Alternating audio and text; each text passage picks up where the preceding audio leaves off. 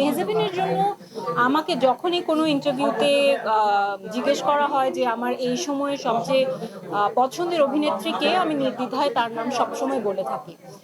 সে অসম্ভব দারুণ একজন অভিনেত্রী এবং সে যেটা করে মাঝে মাঝে আমি খুব অবাক হয়ে যাই কিভাবে পারে।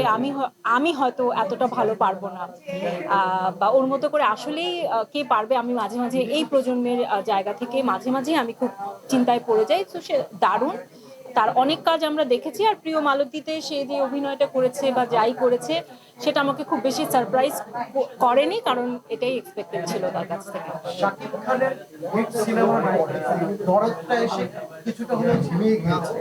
সহ অভিনেতা হিসেবে কোনো কিছু বলার আছে কি? দরদ নিয়ে শেষ প্রশ্ন, ক্যামেরা। সহ অভিনেতা হিসেবে আই থিঙ্ক উনি ওনার অভিজ্ঞতার জায়গা থেকে উনি আমার চেয়ে অনেক বেশি অভিজ্ঞ, senior. And I think with time উনিও বেশ মানে